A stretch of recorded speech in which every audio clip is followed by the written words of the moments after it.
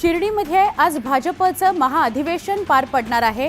या अधिवेशनाला केंद्रीय गृहमंत्री अमित शहा, भाजपचे राष्ट्रीय अध्यक्ष जे.पी. नड्डा, मुख्यमंत्री देवेंद्र फडणवीस यांच्यासह केंद्र आणि राज्यातील दिग्गज नेते मंत्री उपस्थिती लावणार आहेत। विधानसभा निवडणुकीत भाजपला मिळालेलं मोठं यश त्यानंतर लगेचच भाजपचं अधिवेशन होत असल्याने या अधिवेशनाला विशेष महत्त्व आहे।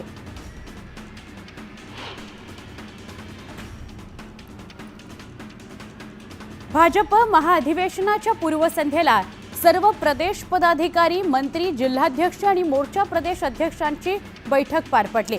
यावेळी मुख्यमंत्री देवेंद्र फडणवीसांनी नेत्यांना येणाऱ्या स्थानिक स्वराज्य संस्थांच्या निवडणुकीच्या पार्श्वभूमीवर तातडीने कामाला लागा अशा सूचना केल्या।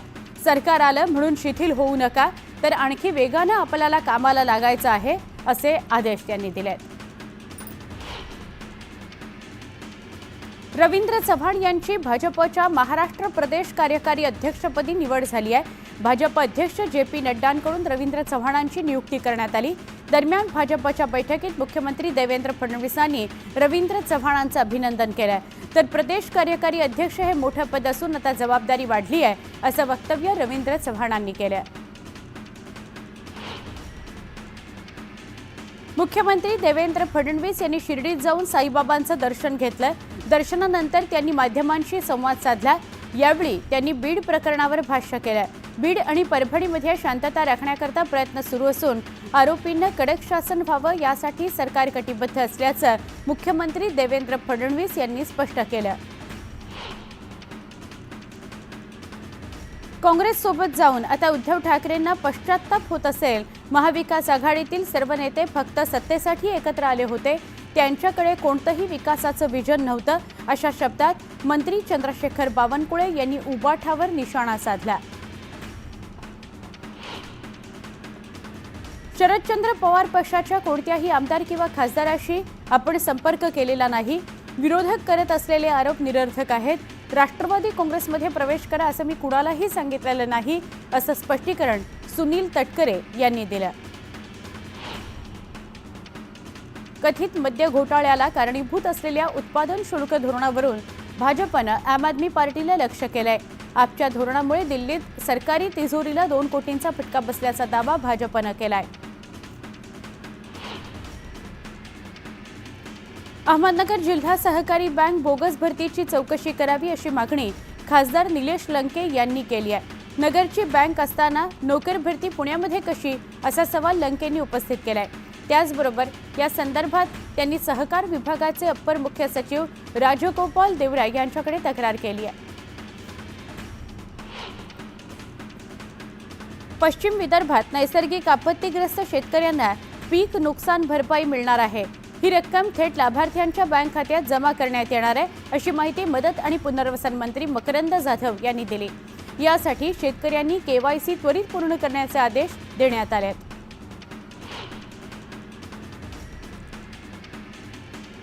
बीडच्या परळीमध्ये राखेची वाहतूक करणाऱ्या टिपरनं मोटरसायकल स्वाराला उडवलं आणि या अपघातामध्ये परळी तालुक्यातील सौंदाना इथल्या विद्यमान सरपंच अभिमन्यू क्षीरसागर यांचा जागीच मृत्यू झाला।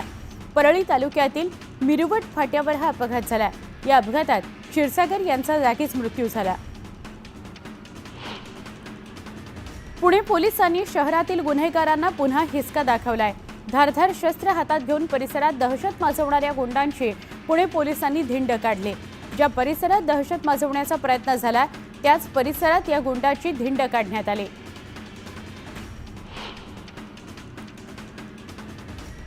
मुंबईमध्ये लोकलच्या 3ही मार्गांवर मेगा ब्लॉक घेण्यात येणार आहे। रेल्वे रूळ, सिग्नल यंत्रणा आणि ओव्हरहेड उपकरणांच्या देखभालीच्या कामाकरता आज मध्य, पश्चिम आणि ट्रान्स हार्बरवर मेगा ब्लॉक घेण्यात येणार आहे। याचा परिणाम लोकलच्या वेळापत्रकावर होणार आहे। त्यामुळे नागरिकांनी वेळापत्रक पाहूनच प्रवास करावा असं आवाहन रेल्वेकडून करण्यात आलं।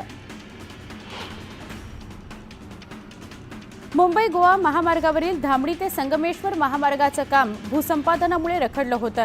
दरम्यान भूसंपादनाचा तिढा सोडवण्यात आल्यानं या महामार्गाचं काम आता युद्धपातळीवर सुरू आहे। सिद्धिविनायक मंदिर न्यासातर्फे दर्शनासाठी येणाऱ्या भाविकांना देण्यात येणारा प्रसाद यापुढे प्लास्टिकच्या पिशवीतून न देता कागदी पिशवीतून देण्यात येणार आहे। भाविकांनीही मंदिर परिसरात प्लास्टिकचा वापर टाळावा असं आवाहन करण्यात आलंय। संत गाडगेबाबा अमरावती विद्यापीठ परिसरात पट्टेदार वाघाचं दर्शन झालंय। सुरक्षेच्या कारणास्तव विद्यापीठात संध्याकाळी 6 ते सकाळी 7 वाजेपर्यंत प्रवेश बंद करण्यात आलाय। त्याचबरोबर विद्यापीठात जनजागृतीसाठी जागोजागी फ्लेक्स लावण्यात येणार आहेत। वन विभागाकडून वाघाचा शोध सुरू आहे। पतीसोबत राहत नसेल तरी पत्नीला देखभाल खर्च मागण्याचा अधिकार आहे असा महत्त्वपूर्ण निर्वाळा सुप्रीम कोर्टाने दिलाय। घटस्फोट होईपर्यंत पत्नीचा हा अधिकार हिरावून घेतला जाऊ शकत नाही असं निरीक्षण कोर्टाने नोंदवलंय। मुंबईसाठी पालिका आता प्लास्टिक बंदीची कठोर अंमलबजावणी करणार आहे। यामध्ये सोमवारपासून 1 आठवडा मुंबईभरात जनजागृती करण्यात येणार आहे, तर त्याच्या पुढील सोमवारपासून कारवाईचा धडाका सुरू होणार आहे। त्यामुळे एका आठवड्यात प्लास्टिक पिशवी वापरणाऱ्यांना 5,000चा दंड भरावा लागणार आहे। राजधानी दिल्लीतील वादग्रस्त मद्य धोरण गैरव्यवहार प्रकरणी कॅगच्या अहवालात आप सरकारवर आर्थिक हेराफेरीचा ठपका ठेवण्यात आलाय। या धोरणातील अनियमिततेमुळे राज्याच्या तिजोरीला 2026 कोटी रुपयांची झळ बसल्याचं यात नमूद करण्यात आलंय। रत्नागिरी जिल्ह्याच्या देवरुख एसटी डेपोमध्ये घाणीचं साम्राज्य पसरलंय। तुटलेले नळ, तुटलेले टॉयलेटचे दरवाजे आणि शौचालयामध्ये तुंबलेले पाणी यामुळे प्रवाशांची मोठ्या प्रमाणात गैरसोय होते। त्यामुळे या ठिकाणी एसटी प्रशासन काय करताय असा सवाल सर्वसामान्य प्रवासी विचारतायत। मरीन ड्राईव्ह इथल्या भगवानदास टोडी चिल्ड्रन पार्कच्या नूतनीकरणाचा निर्णय मुंबई महापालिकेने घेतलाय। यासाठी तब्बल 2,42,00,000 रुपये खर्च करण्यात येणार आहेत। दरम्यान वर्षभरात हे उद्यान नागरिकांकरता खुलं करण्यात येणार आहे। पार्कच्या दुरवस्थेच्या शेकडो तक्रारी मुंबई महापालिकेकडे आल्या होत्या, त्यानंतर हा निर्णय घेण्यात आलाय। राज्य सरकारकडे असलेली सुमारे 9,000 कोटी रुपयांपेक्षा जास्त असलेली थकबाकी मिळवण्यासाठी मुंबई महापालिका प्रशासनाच्या वतीने पाठपुरावा सुरू आहे। दरम्यान त्यात अजून 7,000 कोटी रुपयांची भर पडल्याने थकबाकी 16 कोटींवर गेली आहे। विकास कामांवर याचा परिणाम होण्याची शक्यता आहे। संभाजीनगरमधील 10वा अजिंठा वेरूळ आंतरराष्ट्रीय चित्रपट महोत्सव 15 ते 19 जानेवारी दरम्यान होणार आहे। या चित्रपट महोत्सवात 65 चित्रपट असणार आहेत। जागतिक दर्जाचे सर्वोत्कृष्ट चित्रपट छत्रपती संभाजीनगरच्या रसिकांपर्यंत पोहोचावेत, कलाकारांना हक्काचं व्यासपीठ मिळावं यासाठी हा महोत्सव होतो आहे। विविध कररूपानं गोळा होणाऱ्या महसुलातून राज्यांना निधीचं वाटप होताना जानेवारी महिन्यात महाराष्ट्राच्या वाट्याला 10,930 कोटी आले आहेत। उत्तर प्रदेशला 31,000 कोटी तर बिहारला 17,000 कोटींचं वाटप करण्यात आलेलं आहे।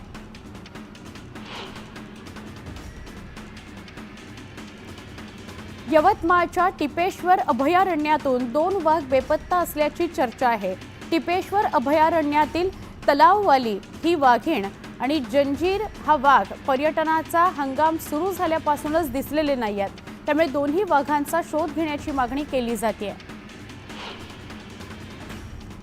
मुंबईच्या सागरी किनाऱ्या मार्गालगतच्या भराव केलेल्या जमिनीवर हिरवळ तयार करण्यात येणार आहे। वांद्रे वरळी सागरी सेतू ते मरीन ड्राईव्ह दरम्यान हे हरित क्षेत्र तयार करण्यात येणार आहे। दरम्यान यासाठी पालिका प्रशासनाने कंपन्यांकडून अर्ज मागवलेले आहेत। ठाण्यात राष्ट्रीय रस्ता सुरक्षा सोहळ्याचं उद्घाटन परिवहन मंत्री प्रताप सरनाईकांच्या हस्ते करण्यात आलं। यावेळी एसटीच्या ठाणे विभागाच्या ताफ्यात दाखल झालेल्या 17 बसेसचं लोकार्पण करण्यात आलं।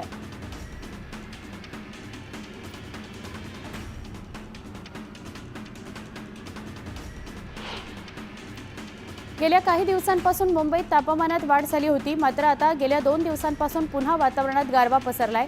त्यामुळे मुंबईतील तापमानात घट होण्याची शक्यता वर्तवण्यात आली आहे। सायन पूर्वेच्या जयशंकर मार्गावरील दुकानांना नोटीस बजावण्यात आली आहे। 3 दिवसांमध्ये दुकानं रिकामी करण्याचे आदेश यामध्ये देण्यात आले आहेत। त्यामुळे आपली दुकानं वाचवण्याकरता शेकडो दुकानदारांची धडपड सुरू आहे।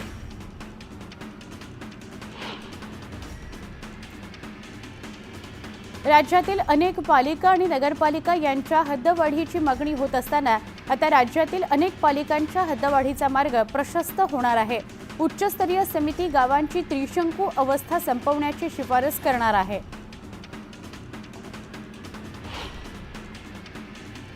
राज्यभरात रिक्षा, टॅक्सी आणि एसटीचा प्रवास आणखी महागणार आहे. एसटी बसेसच्या दरात 15% तर रिक्षा आणि टॅक्सीच्या भाड्यात 3 ते 4 रुपयांची वाढ होणार आहे. त्यामुळे नागरिकांच्या खिशाला कात्री बसणार आहे.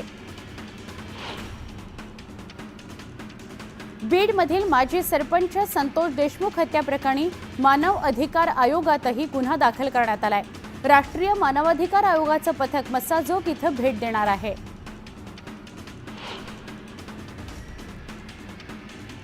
इस्कॉन मंदिर ट्रस्टच्या माध्यमातून खारघर इथं उभारण्यात आलेल्या मंदिराच्या उद्घाटन सोहळ्यावर अनधिकृत बांधकामांचं सावट आहे. बांधकाम परवानगी आणि भोगवटा प्रमाणपत्र प्राप्त करून देण्याकरता इस्कॉनला 2 कोटींचा दंड भरावा लागण्याची शक्यता आहे. पर्वतरांगा, किनारपट्ट्या, अभयारण्य, गडकिल्ले, ऐतिहासिक स्मारकं पाहण्याकरता जगभरातील पर्यटक भारताकडे आकर्षित होत आहेत. पर्यायानं थीम टुरिझमला महत्त्व प्राप्त झाल्यानं प्रतिसादही वाढलाय.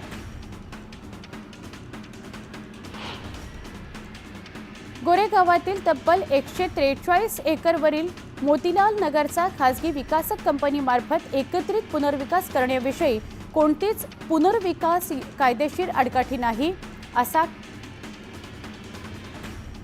असा दावा सरकारनं न्यायालयामध्ये केला आहे.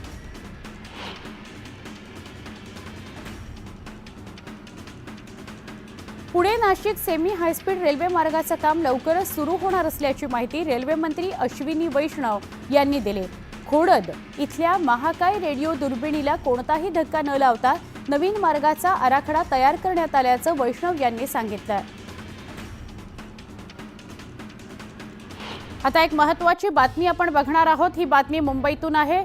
मुंबईच्या छत्रपती शिवाजी महाराज आंतरराष्ट्रीय विमानतळावर 1 किलो 257 ग्रॅम सोनं आणि 30 किलो चरस जप्त करण्यात आलेला आहे. मोठी कारवाई करण्यात आली आहे. या प्रकरणी 6 आरोपींना अटक सुद्धा झाली आहे.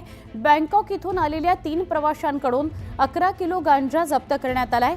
बँकॉक इथून आलेल्या आणखी 2 प्रवाशांची सीमा शुल्क अधिकाऱ्यांनी तपासणी केली असता त्यांच्याकडे 18 किलो चरस सापडलेला आहे. सीमा शुल्क विभागाच्या अधिकाऱ्यांनी ही मोठी कारवाई केली आहे.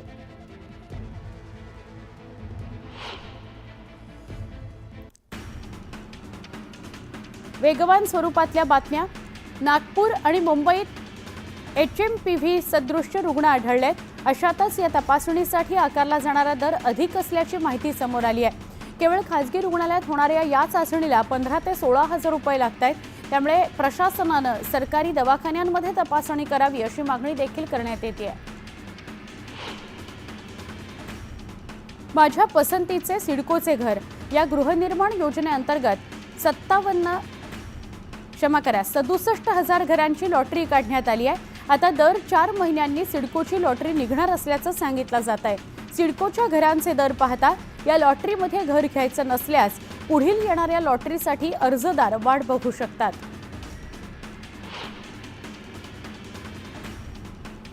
घरगुती, व्यावसायिक आणि औद्योगिक ग्राहकांसाठी राबवण्यात येत असलेल्या अभय योजनेला मुदतवाढ देण्यात आली आहे. महावितरणनं 31 मार्चपर्यंत थकीत बिलं भरण्यासाठी मुदत वाढवून दिली आहे. त्यामुळे वाढीव मुदतीत ग्राहकांनी त्याचा लाभ घ्यावा असं आवाहन राज्य महावितरण मंडळानं केलं आहे. बिल भरणा केल्यास ग्राहकांनाही दिलासा मिळणार आहे.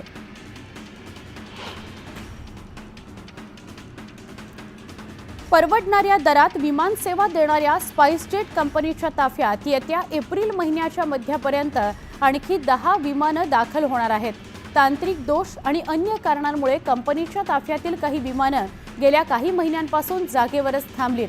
दरम्यान आता एप्रिलपासून ही विमान उड्डाणं पुन्हा सज्ज होणार आहेत. एसटी कर्मचाऱ्यांची PF ॲडव्हान्स रक्कम थकली आहे.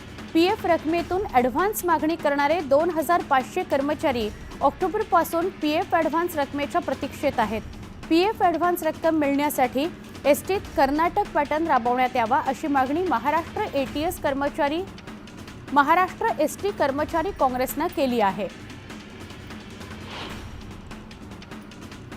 एसटी कर्मचाऱ्यांकरता प्रत्येक जिल्ह्यात 25 बेडचं रुग्णालय आणि मुंबईत बोरिवली इथं 100 बेडचं रुग्णालय सुरू करण्याचा मानस राज्याचे परिवहन मंत्री प्रताप सरनाईक यांनी व्यक्त केलाय. त्या ठिकाणी एसटी कर्मचाऱ्यांवर महात्मा फुले जनआरोग्य योजनेच्या माध्यमातून 5 लाखांपर्यंत मोफत उपचार केले जातील असं त्यांनी सांगितलं। टोरेस घोटाळा प्रकरणात आतापर्यंत 9 कोटींचा ऐवज जप्त करण्यात आलाय। शनिवारी पोलिसांनी दादर कार्यालयाची झाडाझडती घेतली। या कार्यालयासाठी दरमहा 25 लाख रुपये भाडं मोजलं जात असल्याचं तपासात समोर आलंय। फसवणूक झालेल्या गुंतवणूकदारांची शनिवारीही तक्रारीसाठी गर्दी कायम होती। जळगाव जिल्ह्यातील यावल इथं बस स्थानकात राष्ट्रीय रक्षा सुरक्षा अभियानाला सुरुवात करण्यात आली। या अभियानांतर्गत यावल बस स्थानकात गेल्या 5 वर्षात उत्कृष्ट कामगिरी करणाऱ्या चालक वाहक आणि यांत्रिकी कर्मचाऱ्यांचा तहसीलदारांच्या हस्ते सन्मान करण्यात आला।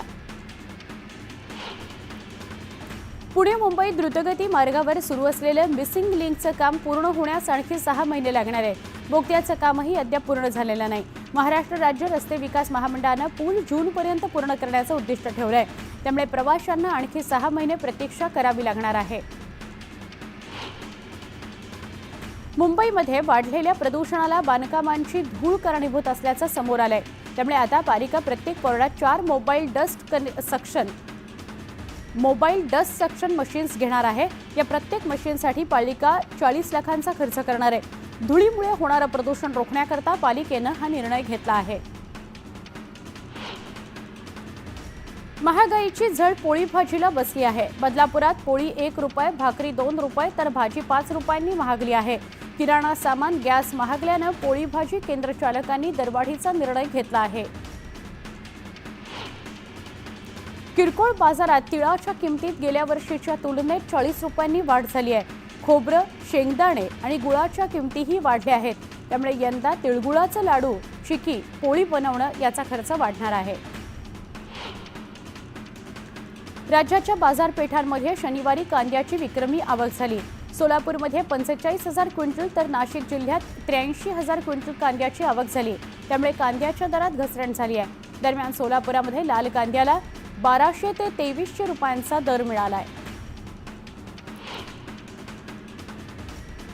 राज्य सरकारनं नाफेड आणि NCCFच्या मदतीनं राज्यात 562 सोयाबीन खरेदी केंद्र सुरू केली आहेत। या दोन्ही संस्थांना 14,13,000 मेट्रिक टन सोयाबीन खरेदीचं उद्दिष्ट देण्यात आलंय। या संस्थांनी 3 महिन्यांमध्ये केवळ 30% उद्दिष्ट पूर्ण केलंय, तर आज या खरेदीची मुदत संपणार आहे। राज्यातील बाजार समित्यांमध्ये सोयाबीनची 43,601 क्विंटल आवक झाली आहे, तर सोयाबीनला 3,995 प्रति क्विंटल इतका दर मिळाला आहे। राज्यात काही जिल्ह्यात तुरीची आवक वाढली आहे, अशातच माल ओला आहे असं कारण पुढे करत व्यापाऱ्यांकडून भाव पाडले जात आहेत। गेल्या 15 दिवसांमध्ये तुरीच्या दरात 1,000 रुपयांची घसरण झाली आहे। त्यामुळे शेतकरी वर्गात नाराजीचा सूर आहे। दरम्यान तूर ठेवायची कुठे असा सवाल शेतकरी वर्गाकडून केला जातोय। जळगावच्या अमळनेर बाजार समित्यांमध्ये लाल मक्याची सर्वाधिक आवक झाली आहे। बाजार समितीमध्ये 2000 क्विंटलची आवक झाली आहे, तर त्याला सर्वसाधारण 2260 रुपये प्रति क्विंटल इतका दर मिळाला आहे। मावळात 65 कुजून जमिनीची सुपीकता वाढल्यानं ऊसाचं उत्पादन विक्रमी झालंय। मावळ कृषी विभागानं हा प्रयोग प्रायोगिक तत्वावर शेतकऱ्यांच्या शेतात दाखवला। त्यामुळे साखरेचा गोडवा अधिक वाढणार असल्यानं शेतकरी आनंदून गेलेला आहे।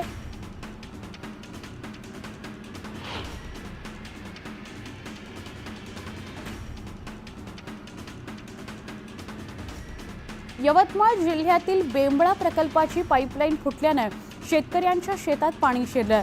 यामुळे 50 हेक्टरवरील पिकांचं नुकसान झालं। प्रशासनाच्या दुर्लक्षामुळे नुकसान झाल्याचा आरोप गावकऱ्यांनी केला आहे।